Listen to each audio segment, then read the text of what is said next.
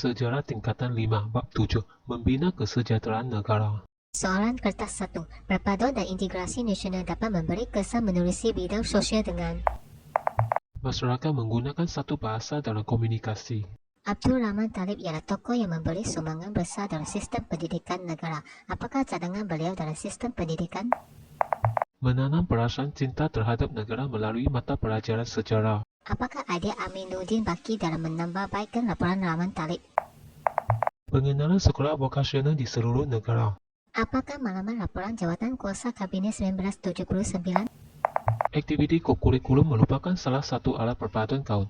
Perpaduan rakyat diikat melalui penggunaan satu bahasa. Pengajar Malaysia dan pendidikan Islam atau moral wajib diajar di setiap sekolah untuk Memupuk semangat patriotisme. apakah usaha kerajaan untuk memperkasakan bahasa Melayu dalam sistem pendidikan? Melatihkan lebih ramai guru bahasa Melayu. Mengapakah Universiti Kebangsaan Malaysia dianggap penting dalam memartabatkan bahasa Melayu? Menjadi pusat tumpuan penyelidik, budayawan, kayawan dan sastrawan.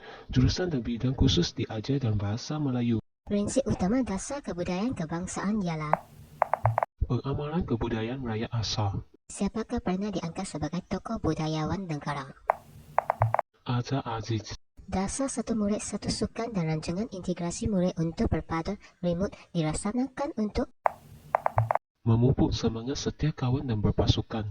persamaan boleh dilihat melalui penganjuran Sukma dan Masum ialah Mengukuhkan integrasi antara negeri. apakah faktor ideologi rukun negara dibentuk dan diisytiharkan pada 30 Ogos 1970? Persengketaan kawan. Manakah berikut adalah maklumat yang betul tentang logo sambutan Jubli Emas Rukun Negara? Angka 50 mewakili tempo kewujudan ideologi negara. Prinsip rukun negara, kesopanan dan kesusilaan mewakili Semua warga negara tidak kira muda atau tua perlu saling hormat menghormati. soalan kertas 2, bahagian A. Apakah maksud konsep perpaduan dan integrasi nasional? Perpaduan ialah keadaan rakyat daripada berbagai etnik, agama dan wilayah hidup aman dalam masyarakat yang bersatu. Integrasi nasional merupakan satu proses dinamik yang merapatkan hubungan masyarakat antara negeri dengan wilayah bagi membentuk satu bangsa. Terangkan dasar-dasar dilaksanakan oleh British semasa pentadbiran di negara kita yang mengibatkan hubungan kaum menjadi retak. Pelaksanaan dasar pentadbiran yang mementingkan sektor ekonomi komersial dengan membawa masuk pekerja luar semasa pentadbiran British.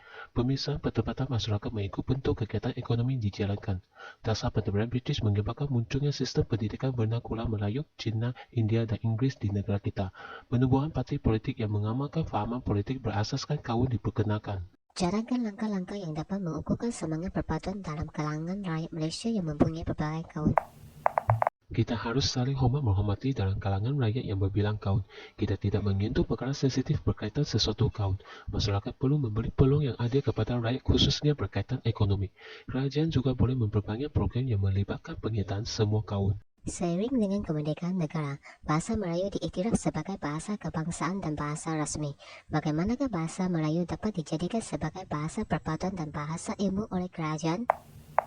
Kedudukan bahasa Melayu dimartabatkan melalui pengubahan undang-undang yang dikenali sebagai Akta Bahasa Kebangsaan atau Akta 32. Bahasa Melayu dijadikan bahasa rasmi komunikasi dalam urusan di kementerian dan jabatan kerajaan. Bahasa Melayu juga menjadi bahasa pengantar di sekolah. Terangkan peranan Dewan Bahasa dan Pustaka DBP terhadap bahasa Melayu sebagai bahasa rasmi persekutuan. Penubuhan DBP bertujuan memartabatkan bahasa Melayu sebagai bahasa rasmi dan bahasa ilmu. DBP mengembangkan bahasa dan sastra Melayu melalui penerbitan buku dan majalah, risalah, menganjurkan seminar dan bengkel serta berbagai aktiviti sempena dengan minggu dan bulan bahasa kebangsaan. Peranan DBP memupuk perpaduan dalam kalangan masyarakat berbilang kaum. Apakah tindakan warga negara bagi menjaga dan melindungi bahasa Melayu sebagai bahasa kebangsaan? Kita patut menggunakan bahasa Melayu dengan betul mengikut kosakata dan frasa yang betul. Penggunaan bahasa Melayu boleh diperbanyak di papan tanda iklan. Selain itu, kita tidak mencampur adukan bahasa lain dalam bahasa Melayu semasa berkomunikasi. Soalan kertas 2, bahagian B. Raja di atas merupakan logo bersempena dengan sambutan 50 tahun Rukun Negara. Terangkan maksud simbol yang terdapat dalam logo rasmi sambutan Jubli Emas Rukun Negara ke-50. 5 jarum merupakan simbolik 5 prinsip rukun negara yang perlu dipatuhi. Bulan dan bintang melambangkan prinsip kepercayaan kepada Tuhan. Angka 50 merupakan sambutan ulang tahun rukun negara. Tengkorak berkelawang bulan dan bintang merupakan simbol prinsip kesetiaan kepada raja dan negara. Ia juga melambangkan prinsip keluhuran perlembagaan dan kedaulatan undang-undang. Warna biru melambangkan amalan perpaduan dalam kesopanan dan kesusilaan. Apakah kandungan dalam 5 prinsip rukun negara? Kepercayaan kepada Tuhan. Prinsip ini menunjukkan bahawa agama menjadi panduan hidup untuk membentuk kepribadian yang baik dan landasan membina keharmonian kaum. Kesetiaan kepada raja dan negara. Prinsip ini menjelaskan bahawa negara kita mengamalkan sistem pemerintahan raja berperlembagaan. Keluhuran perlembagaan. Prinsip ini bermaksud ketertinggian dan juga keagungan perlembagaan atau undang-undang. Kedaulatan undang-undang. Prinsip ini menuntut setiap rakyat menghormati undang-undang. Kesopanan dan kesusilaan.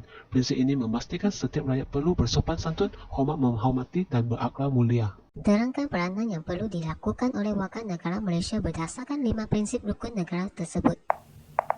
Kita boleh menjadikan agama sebagai pedoman hidup. Kita sentiasa menjunjung tinggi institusi beraja negara. Kita akur dengan kandungan yang terdapat dalam perlembagaan negara. Kita mematuhi setiap undang-undang yang dilaksanakan dalam negara. Kita saling menghormati dan berbudi pekerti mulia.